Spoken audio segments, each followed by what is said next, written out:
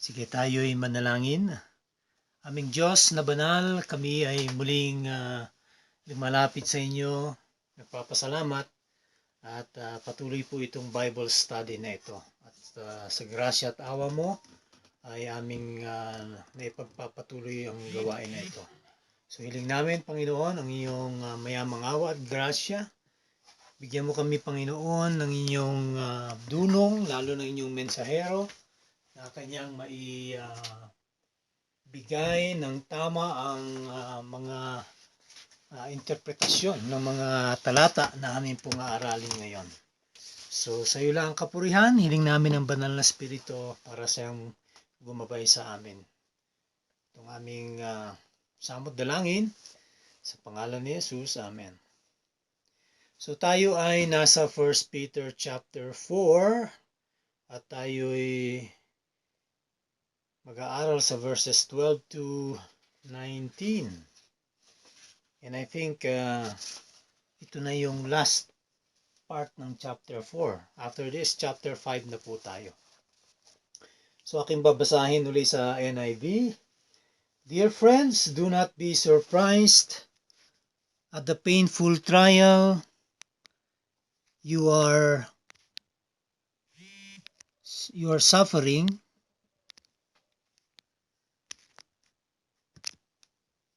Excuse me lang ha. So sa NIV po tayo, ulitin ko na lamang po. Dear friends, do not be surprised at the painful trial you are suffering, as though something strange were happening to you. But rejoice that you participate in the sufferings of Christ, so that you may be overjoyed when his glory is revealed. If you are insulted because of the name of Christ, you are blessed, for the Spirit of glory and of God rests on you. If you suffer, it should not be as a murderer or thief or any other kind of criminal, or even as a meddler. However, if you suffer as a Christian, do not be ashamed, but praise God that you bear that name. For it is time for judgment to begin with the family of God. And if it begins with us, what will be the outcome be for those who do not obey the gospel of God?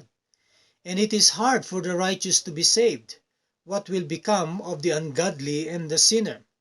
So then those who suffer according to God's will should commit themselves to their faithful Creator and continue to do good. Yan. So si Apostol Pedro, makikita po natin na ito pong mga verses na to hanggang sa mga susunod ay parang kanyang binibigyan na ng konklusyon. So this is the culmination of all things that he has written to his brethren. And dito tinawag nga niya silang beloved. Yan po ang tunay na rendition dyan, yung dear friends. Ang ibig sabihin niya ni beloved. Yung salita sa Greek na agapetoi. Okay? Yan. So, bagong section na po ito and dito makikita natin na binibigyan niya na ngayon ng konklusyon ang lahat ng kanyang mga sinabi. So, may kabuluhan ito sapagkat sabi nga sa lahat ng mga sufferings na kanilang dinanas ay ito ngayon yung kanyang pagtatapos. Na sabi niya, sabi niya, you go through painful trials or that you suffer. Okay? Huwag kayong magulat. Okay? Do not be surprised. As though something strange were happening to you. Yun ang kanyang sinasabi. So, ang mga ibang mga believers, ang kanila kasing pananaw was that kapag sila ay nakakilala na sa Panginoon, kapag tinanggap na nila si Jesus, ay akala nila ay mawawala na yung kanilang mga problema. Kaya't sila nagtataka kung kailan pa sila naging Kristiyano, ay dun pa dumami yung mga kanilang mga problema, yung mga pag-uusig sa kanila, pati mga kaibigan nila dahil sila naging Kristiyano ay nagkaroon din ng hindi magandang kaugnayan, at lalo na yung mga umuusig sa kanila, ang mga unbelievers, okay? At ang mga Hudyo ay kumbaga sabi nga, ano ba 'tong nangyayari sa atin? Kaya't sinabihan sila ni Apostol Pedro na huwag kayong magulat na parang may kakaibang nangyayari sa inyo. Bagkus sabi nga, but rejoice that you participate in the sufferings of Christ, so that you may be overjoyed when His glory is revealed. Okay? So gaya ng isang ginto na pag siya'y idinadaan sa apoy ay lalong kumikinang, okay, nare-refined by fire, ay ganun din dapat ang mga Kristiyano. We will be persecuted, we will face so many difficulties in life, troubles here and there, but take heart, sabi nga. Because sabi nga ni Jesus Christ, if I, your master, have been persecuted, then you likewise will be persecuted. Okay? So whatever painful trial that may be, sabi nga, do not try to dwell on it, but rather rejoice because of your participation in the sufferings of Christ. Ayan. So, ito ay may kabuluhan pagdating na po sa judgment ng mga hindi mananampalataya o ng mga umuusig. Yun po ang binibigyan ng diin dito ni Apostol Pedro. Huwag kayong mag-alala sapagkat pagdating ng panahon ay mababaliktad yan, at yan naman ang atin na pag-aralan kagabi, na ang mga mananampalataya, sabi ka, magkakaroon ng reversal. Yung mga nag-uusig, mga hindi mananampalataya, sila ngayon ang huhusgahan doon sa Great White Throne Judgment, at yung mga inuusig, yung mga mananampalataya, ay sila naman ay magkakaroon ng walang hanggang buhay na kapiling ang Diyos na buhay. So, in terms of eschatology and judgment, sabi nga, itong mga sufferings na ito sa ngayon, it doesn't compare to the glory that we will be receiving in due time. Okay? The glory that Jesus Christ had, sabi nga, ay kanyang i-share sa atin ng mga kanyang mga anak, kanyang mga kabaro, kanyang mga hinirang. So hindi dapat isipin na ang paghihirap o yung suffering na ating natatamo o na sasalubong dito sa mundong ito ay isang foreign na hindi dapat ma-experience ng mga Kristiyano. Bagkus sabi nga, we will go through such because it will be likewise a test of our faith. We will be refined just as gold is refined. Yan. So kung si Jesus, sabi nga bago niya nakamit yung kanyang kaluwalhatian, ay kanyang dinanas ang mga kung ano mga pananakit o pasakit. Okay? At ganoon din sa atin. Kaya if we suffer for Christ now, we will share in His glory later. Yan ang sabi sa Matthew 5:10-12 at sa Romans 8:17.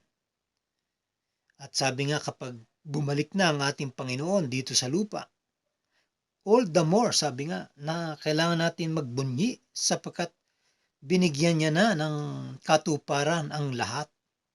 Kaya itong times of suffering natin ngayon ay ating ibaling ang ating mga pag-iisip at ang pananaw doon sa kaluwalhatian at doon sa kasiyahan na ating makakamit sa pagbabalik ng ating Panginoong Hesus. Okay? So, sabi nga ni Apostle Paul sa Romans 5:2-5, sabi nga, we rejoice in the hope of the glory of God. Ayan. So, nagre-rejoice tayo kasi itong pag-asang ito ay talagang may certainty, magkakatotoo, it will come to pass. Not only so, but we also rejoice in our sufferings. So, pati sa Apostol Pablo, gaya ni Apostol Pedro, ay ganun ang sinasabi. Because we know that suffering produces perseverance. Perseverance, character, and character, hope, and hope does not disappoint us. At sabi niya rin sa 2 Timothy 2:12, if we endure, we will also reign with Him. So, ibig sabihin yan, yung mga testings na to, nadidevelop sa atin yung perseverance, yung pagpupursige natin. At the same time, yung ating karakter. Nababago tayo. Dati, kung ano man yung karakter mo nung hindi pa mananampalataya, ay napapalitan ngayon ng magandang karakter. Dati ikaw ay, kumbaga, gumaganti, Romeres back ka, pero ngayon, na bagong karakter mo, nagiging ano ka, nagiging malumanay ka, nagiging meek, okay? Nagiging humble ka. Bakit? Kasi hindi itong kinagagalawan natin ngayon ang dapat mong pagtuunan ng pansin, kundi yung ating pag-asa doon sa hinaharap. At doon tayo talaga maglalagi. Kaya sabi nga, kapag tayo ay magpursige, if we endure, and sabi nga, tayo rin ay maghahari kasama ng Panginoon. Kaya sabi nga, sino man ng mga sumusunod kay Kristo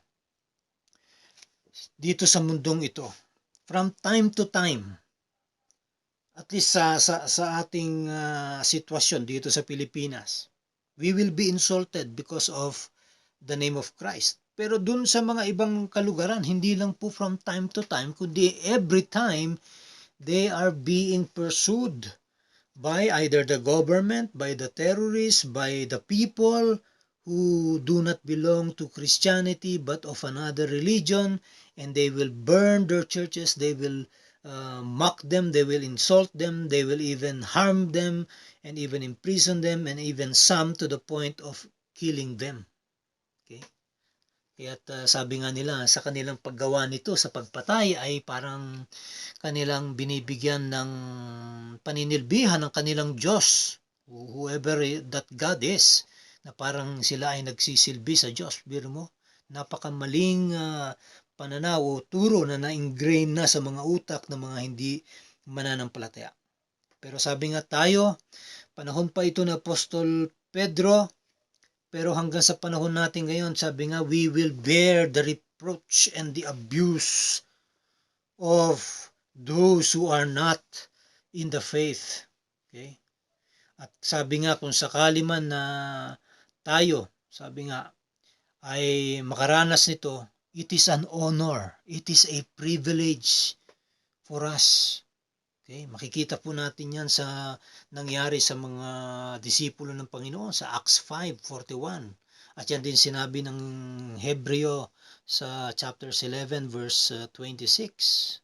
At dito nga sa 1 Peter 4 verse 16. Okay? Yan. So sabi nga dito sa verse 14, if you are insulted because of the name of Christ, you are blessed, for the Spirit of glory and of God rests on you. Isang pagpapatunay na ang Espiritu ng Diyos ay nananahan sa iyo, na talagang ikaw nga ay mananampalataya, ay ang kapag ikaw ay ininsulto dahil sa pangalan ng ating Panginoon.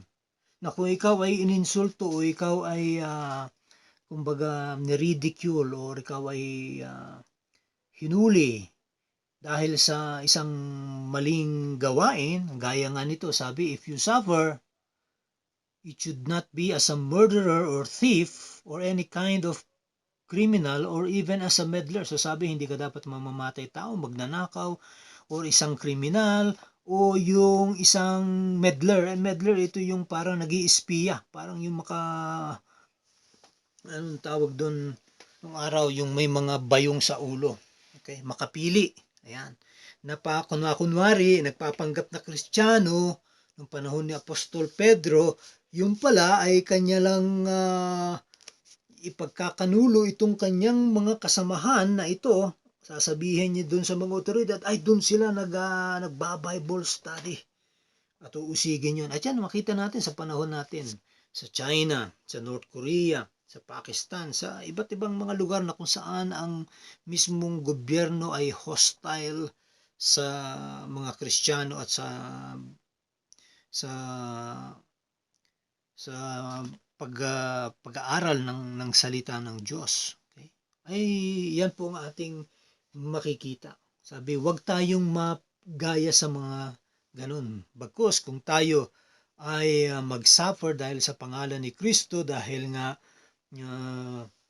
ating pinagpipilitan na siya nga ay Panginoon at tagapagligtas, at ganun din naman ang ginawa nila Pedro at ni Juan. Sabi nga, pinigilan sila ng mga Pharisees and the scribes. Sabi, huwag kayong magbahagi patungkol sa pangalan na ito, meaning to say si Jesus Christ. Pero sabi nga nila, well, kung ganyan ang inyong ipagpipilitan sa amin, well, sabi, hindi namin magagawa yan kasi we will obey God rather than men. See? So, may time na kung saan ay susunod tayo sa gobyerno, may time naman na ating hindi susundin dahil nga ang ating pananampalataya na ang nakasalalay. At ating inaral yan sa Book of Romans, sa Romans 13 and Romans 14. So, however, sabi niyan sa verse 16, if you suffer as a Christian, do not be ashamed, but praise God that you bear that name. See? Lalo pa tayong magpuri sa Panginoon kapag tayo ay dumadaan sa mga ganitong uri ng pag-uusig. Okay? Dahil sabi nga, yung reward natin sa langit ay sabi nga, malaki, hindi kayang bayaran ng pera, ng anumang bagay dito sa mundo. At sabi nga, mismo yung kaluwalhatian ng Diyos, yung kanyang pinaka-karakter, His glory, ay kanya ngayon i-share sa atin. At yan, nakita ang glory na yan. Okay? Nung naparito ang ating Panginoong Yesus, siya mismo ang nagpamalas, nagpakilala sa Ama. At sinasabi nga niya sa Ama, glorify me as I glorify you, and this glory that I have with you since the beginning of time. Meaning to say, the Father and the Son, okay, they gave glory to each other. And now this glory is going to be shared to every believer. Kaya nga, isa sa glory is yung glorious body natin pagdating ng araw. Hindi na mamamatay, hindi na maaagnas, hindi na magkakasakit. Glorified body na yan. It will live forever. And nakita rin natin ang first martyr na si Stephen. Sabi nga, a man full of faith and of the Holy Spirit. And in his defense, sabi nga, his face was like that of an angel, Acts 6:15. And he saw the glory of God. So ganun, kung ano yung naranasan ni Stephen na yan, na parang sabi nga niya, sige na, batuhin na nila ako. Bakit? Nakita ko na ang kaluwalhatian ng Diyos. Mas gugustuhin ko nang makarating doon sa lugar ng Panginoon kaysa magpatuloy pa dito sa kahirapan dito sa mundo. Kaya hindi natin alam ito kung ano yung glorying ito, bakit ninais ni Stephen. Pero sabi nga, pag tayo dumating na sa puntong yon, halimbawa ang isang Kristiyano ay may sakit at malapit na siyang bawian ng buhay, halimbawa cancer man yan or COVID-19 man yan, ang dapat na pananaw ng taong yan is yung glory ng Diyos. Kaya nga sa mga taong yan ay kailangan natin silang i-encourage. Ang pastor, kanyang kakausapin ang taong ito, kung kaya pa makapakinig, at sasabihan siya na he or she needs to die well. Yan. Ibig sabihin na atin ang hinahabilin sa mga kamay ng Diyos ang kanyang kaluluwa. At yung nga may pinapag-pray tayo tuwing Sunday, yung isa nga sabi ko yung nung Sunday, yung 78 years old na Kristiyano na member ng church ni Pastor George sa San Pedro, okay, sa Sovereign Grace ay kinuha na ng Panginoon. So masakit na mawala pero masaya dahil kapiling na niya ang Diyos. So yung promise na blessing na yan, na sabi nga rito sa verse 15, if you suffer, it should not be as a murderer or thief or any kind of criminal or even as a meddler. Dito sa verse 16, however, if you suffer as a Christian, do not be ashamed but praise God that you bear that name. For, ito, 17, for it is time for judgment to begin with the family of God. And if it begins with us, what will the outcome be for those who do not obey the gospel of God? Yan. So, ang sinasabi dyan is that pag tayo ay nagsuffer as a Christian, ay wag nating ikahiya. There is no shame in suffering as a Christian. Yung title pong Christianos o Kristiyano, okay, sa Latin po yan kinuha, no? Ang ibig sabihin yan ay either mga disipulo, mga mananampalataya, sabi nga, ang mga disipulo ng Panginoon, or yung mga kabilang doon sa daan, okay? Mga followers of the way. Alam naman natin kung sino yung the way, si Jesus Christ yan. Sinasabi niyan sa Acts 1:15, sa Acts 2:44, sa Acts 6 verse 1, sa Acts 9 verse 1 to 2. Okay? Ngayon, itong salitang Kristiyanos ay hindi po ito, kumbaga, salita na sa pananaw ng mga pagano ay parang, kumbaga, famous tayo or elite tayo or nasa taas tayo. Hindi. Actually, it is a shameful thing to be a Christian for the unbelievers. They were despised. Okay? Marami kasi sa mga Kristiyano ay mga mahihirap. Mga iba sa kanila ay mga alipin o sila ay mga naninilbihan sa kanilang mga amo. Ganyan. Kaya napakababa ng tingin, lalo na kung yung mga hindi mananampalataya ay mga amo. Sasabihin, ay, itong katulong ko, nako, naging Kristiyano, katawa-tawa. Yan.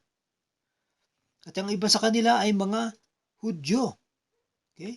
Kaya lalo silang outcast ngayon dahil sa mga Hudyo, kapag ikaw ay napabilang sa mga Kristiyano at hindi ka na natiling Hudyo, eh sabi, hindi ka na pwede makapasok, sabi nga, sa pananambahan ng mga Hudyo. Itatakwil ka nila. Kaya nga, isa pa, ang mga Romano ay kinamumuhian nila ang mga Kristiyano. Okay? Kaya nga, sabi ni Peter, if you suffer as a Christian, do not be ashamed. Rather, praise God that you bear that name. Na sabi nga bilang Kristiyano, ibig sabihin tagasunod ni Kristo, mananampalataya ng Panginoong Hesus.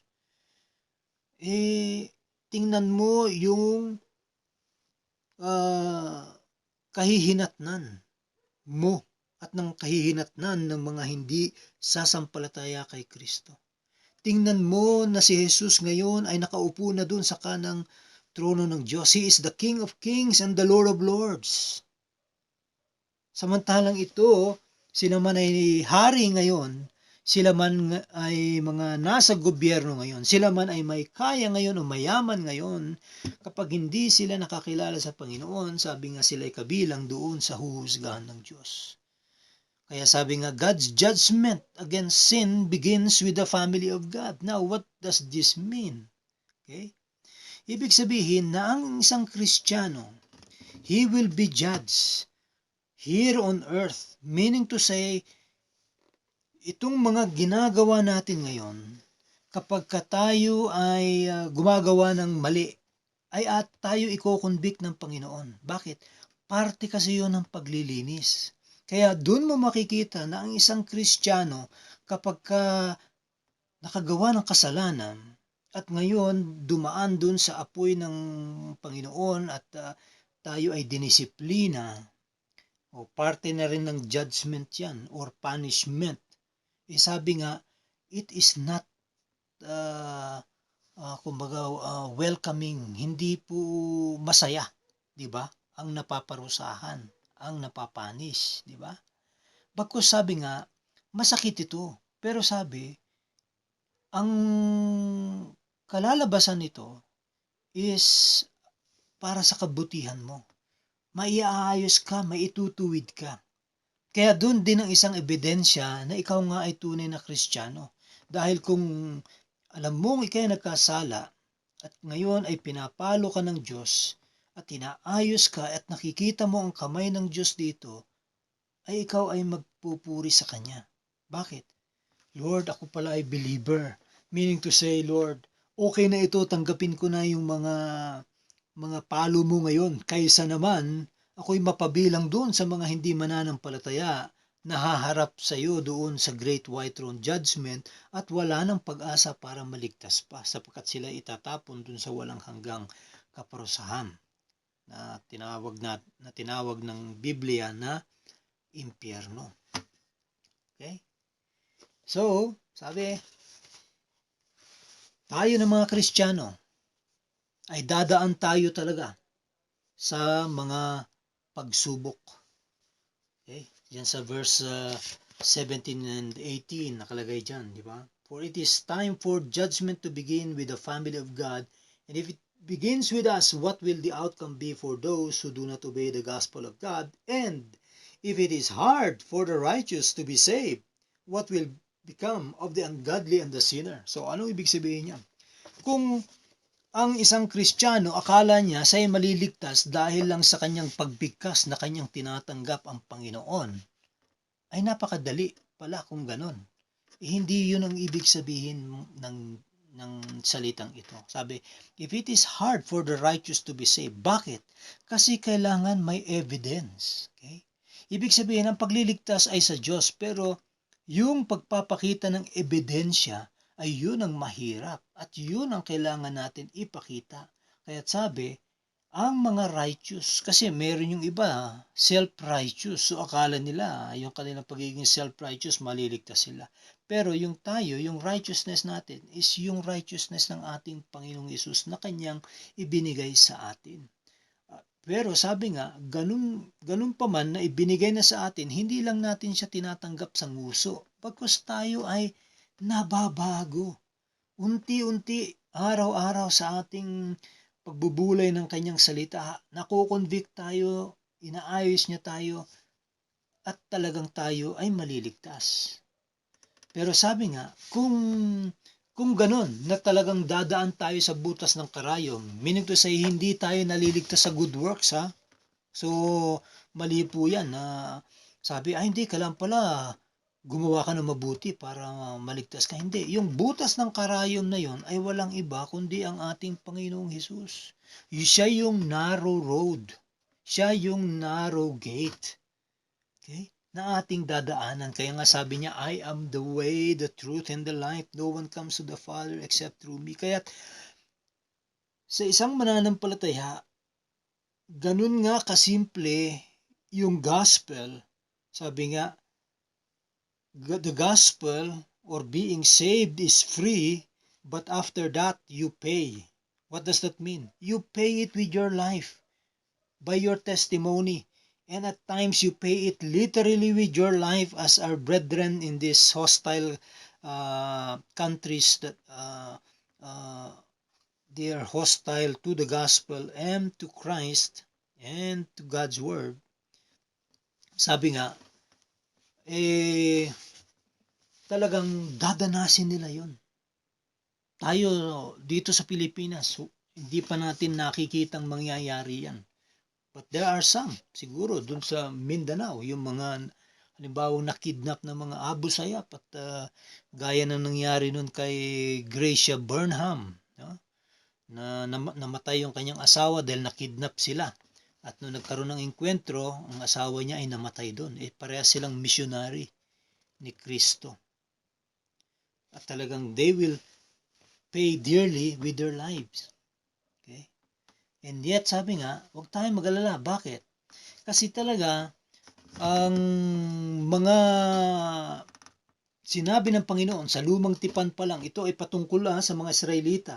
Sinabi niya sa kanyang mga propeta, gaya sa propetang Ezekiel, okay? Sa Ezekiel 9:6, kay prophet Zechariah, sa Zechariah 13:7-9, at sa propetang Malakay, sa Malakay 3:1-5, ay dadaan talaga sila sa pagsubok muna. Dadaan sila sa judgment. Alam naman natin kung ano ang nangyari sa mga Israelita. Sila ay na-exile, sila ay inusig, sila ay nilusob ng mga ibang mga bansa. Pero pagkatapos niyan, ay ang pangako ng Diyos na sila ibabalik doon sa kanilang lupa ay nangyari din. Sila ay bumalik doon. Kaya sabi nga, pag titingnan natin itong sulat ni Peter dito, may idea po ito na sabi, bago dumating ang Panginoon sa kanyang pagbabalik, sa kanyang paghuhusga, ay dadaan muna tayo sa tinatawag na mga birth pains. Ang mga Kristiyano. Kaya, I believe na we are already in the tribulation period, just as the Apostle Peter, the Apostle Paul, and John, and their brethren were already in the tribulation period. Yun yung sinasabi ni Jesus Christ at sinasabi ng mga apostles, that in these last days, you will go through tribulation. And sinabi kong yung last days starts from the first coming of Christ until His second coming is considered the last days. And so, wag na nating hintayin na, ay wala pa yung 7-year tribulation. Andito na yung tribulation.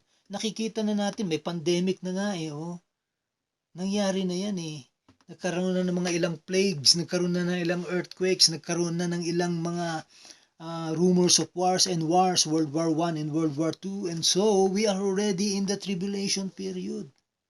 Ang hihintayin ngayon natin, yung pagbabalik ng Panginoon. Kaso, ang ibang mga Kristiyano, hinihintay pa nila yung rapture, yung secret rapture. Paano kung hindi dumating yon? Di manghihina ang inyong mga pananampalataya. Sabi nga, tayo'y dadaan. Kaya't ang next na mangyayari ay walang iba kundi ang pagbabalik ng Panginoon. Kaya tayo ay pinaghahanda ng Diyos.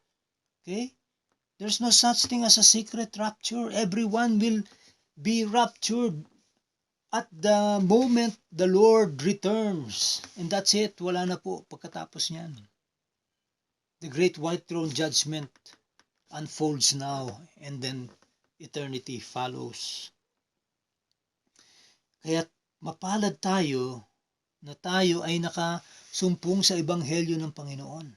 Pero ang mga hindi susunod sa ebanghelyo ng Diyos, sabi nga, sila na hindi tatanggap or sila'y tumanggap lang sa nguso at hindi sa puso.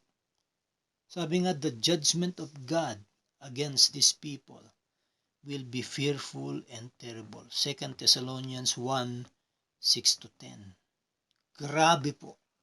Kung itong pandemic ay marami na ang natakot at ngayon tayo naglalakad para tayong mga astronaut naka-plastic sa muka. Okay, may takip sa muka. Hindi halos tayong makahinga. How much more yung time na yun na ikaw ngayon ay haharap sa Great White Throne Judgment at itatapo ka dun sa Lake of Fire. Siguro mas hirap ka ngayon makahinga. Yung mga kapatid natin sa Manila, hirap na nga makahinga Sa paglalabas, may pawis pa sa labas, paano magpupunas, tumatagas ang pawis. May plastic na cover sa muka, may takip pa na face mask. How much more will those unbelievers bear judgment of God sa kanyang pagbabalik. Ayan. Kaya't sabi nga dito sa verse 19 sa pagtatapos, so then those who suffer according to God's will should commit themselves to their faithful Creator and continue to do good.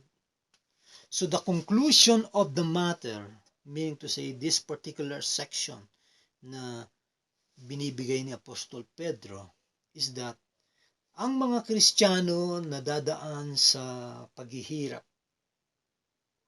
ay ito ay divine will ng Panginoon. Talagang pinag-adya at talagang mangyayari dahil ito ang kaloob ng Diyos. Okay?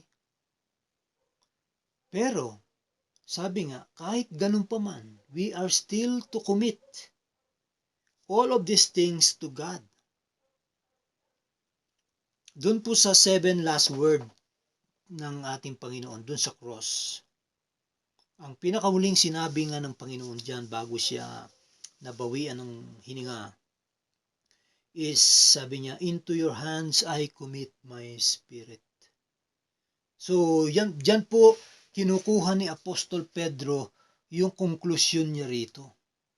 Dahil kanyang naalala yung time na kung saan ay sinabi ng Panginoon ito sa krus. At ito ay isang Jewish evening prayer sa Psalm 31 verse 5. Diyan po yan kinuha. Na dinidescribe po rito na ang Diyos ay isang, sabi nga, tapat na manlilikha. Okay? At kung siya ay tapat sa kanyang paglilikha, sabi nga, mariremind tayo bilang mga mananampalataya ng kanyang tapat din na pag-ibig sa atin. At dahil siya'y tapat sa kanyang pag-ibig, yung kanyang kapangyarihan din na tayo'y padaanin sa anumang pagsubok dito, ay sabi nga, hindi dapat natin ngayon pagdudahan yung kanyang mga pangako sa atin. Tayo pa rin ay magpapatuloy na gagawa ng mabuti, sapagkat ito po ay senyales o signos ng ating pananampalataya. At yan po ang importansya ng pagiging Kristiyano. Sometimes ang mga Kristiyano ngayon hindi na naipapakita ito Pero dapat gawin natin ito. Sabi nga, patuloy pa rin natin i-commit. Sabi nga, anuman ang mangyayari sa atin, ay ating ngayon i-commit sa ating faithful Creator ang ating buhay. At kung sa ating pagkukumit na ito ay buhay natin ang magiging kapalit dahil sa paggawa natin ng mabuti, dahil ang isa sa paggawa ng mabuti ang pag-iebanghelyo, ay ating tatanggapin ito ng maluwag. Okay? Kaya ang ating mga kapatid doon sa mga persecuted countries ay kanilang tanggap ito. Kasi mas maganda pang sila'y kunin na lang ng Panginoon kaysa manatili sila dito sa mundong ito na dumadaan sila sa kahirapan. Kaya tayo na nasa bansang malaya, sometimes hindi natin nararamdaman nga ang nararamdaman ng ating mga kapatid na yan. Kaya't atin silang ipanalangin. Atin silang kumbaga i-encourage sa pamamagitan ng mga salitang ito para kung ito'y marinig man nila, sila ay nabibigyan muli ng panibagong lakas. Kaya't sabi nga, he who began a good work in you will carry it on to completion until the day of Christ. Philippians 1:6. So yan yung mga dapat matanim sa ating mga puso bilang mga Kristiyano. At sabi nga dyan sa 1 Corinthians 1:8-9, God will keep you strong to the end, so that you will be blameless on the day of our Lord Jesus Christ. God who has called you into fellowship with His Son Jesus Christ our Lord is faithful. See? Kita natin tapat talaga ang ating Diyos. Kaya gaya ng ating Panginoon, we can always commit ourselves to God our spirit to Him, and thereby continue to do good works until the day the Lord takes us home to His kingdom. Okay? So, dyan po tayo magtatapos. Maraming salamat po sa inyong pakikinig.